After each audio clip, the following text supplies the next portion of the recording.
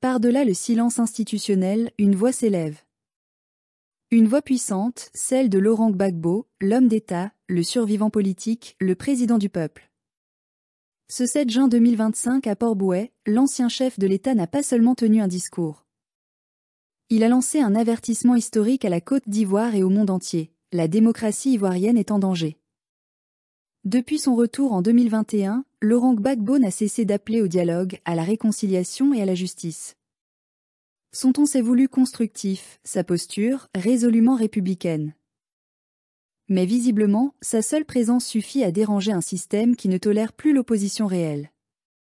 Son éviction pure et simple des listes électorales pour la présidentielle de 2025 sonne comme une provocation, une tentative grossière d'invisibiliser une force politique incontournable. Et pourtant, tout le monde le sait, Gbagbo n'a pas été condamné par la justice internationale. Il a été acquitté par la Cour pénale internationale en 2019.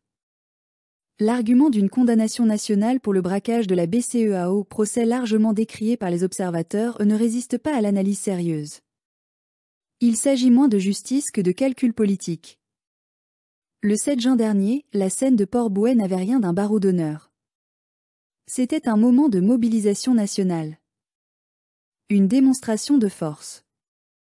Les images parlent d'elles-mêmes. Des milliers de citoyens, toutes générations confondues, sont venus écouter celui qu'ils considèrent toujours comme leur président légitime. Face à cette foule, Gbagbo n'a pas cédé à la colère. Il a parlé avec la clarté d'un homme d'expérience, avec la conviction de celui qui a vu l'histoire de son pays basculer trop souvent dans l'injustice. Il n'a pas lancé d'appel à la violence. Il a lancé un appel à la conscience. On ne bâtit pas une nation en excluant. On ne construit pas une démocratie en muselant. Du discours de Port-Bouët est né un cri. Trop, c'est trop. Ce n'est pas un simple slogan politique. C'est un mot d'ordre populaire, un souffle de révolte pacifique. Il cristallise le ras-le-bol d'un peuple privé de choix réels depuis trop longtemps. Dans les quartiers, sur les marchés, dans les taxis, cette formule est reprise, commentée, partagée. Elle devient un symbole, une bannière autour de laquelle se rassemblent non seulement les militants du PPACI, mais aussi tous ceux qui aspirent à une alternance authentique, à une démocratie vivante. Il faut le dire sans détour, exclure Laurent Gbagbo du jeu électoral, c'est prendre un risque grave pour la stabilité du pays. Cela revient à ignorer des millions d'Ivoiriens qui refusent d'être représentés par une seule voix, celle du pouvoir en place. Cela revient à dire que la réconciliation nationale n'est qu'un mot vide, une opération de façade. L'histoire récente de la Côte d'Ivoire a montré que la frustration politique est l'un des moteurs les plus puissants de l'instabilité. En 2020 déjà, l'opposition avait été marginalisée, les tensions électorales avaient dégénéré. Reproduire le même scénario en 2025 serait irresponsable. Face à l'adversité, Laurent Gbagbo ne tremble pas. Il ne s'efface pas. Il ne se renie pas. Il avance. Et c'est peut-être ce qui dérange le plus ses adversaires, sa capacité à survivre à toutes les manœuvres, à retourner les exclusions en mobilisation, les silences en prise de parole historique. Certains pensaient qu'après la haie, l'homme serait fini.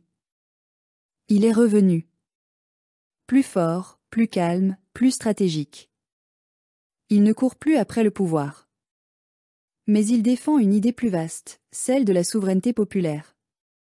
Celle du droit fondamental d'un peuple à choisir ses dirigeants, sans entrave, sans filtre, sans exclusion arbitraire.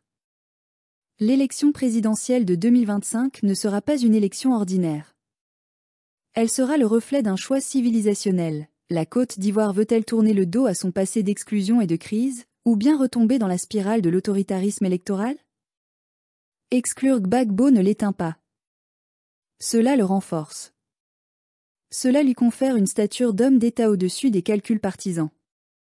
Cela l'érige, malgré lui, en symbole de résistance démocratique. En conclusion, nous pouvons dire que l'heure du peuple a sonné. Aujourd'hui, plus que jamais, l'avenir de la Côte d'Ivoire ne peut se construire sans dialogue, sans ouverture, sans participation réelle de toutes ces forces vives.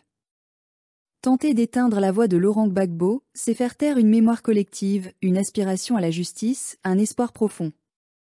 Et si la démocratie ivoirienne doit survivre, c'est parce que des hommes comme lui, debout, continuent de porter une parole forte et engagée. Le pouvoir exclut. Le peuple rassemble. Et l'histoire, elle, n'oublie jamais.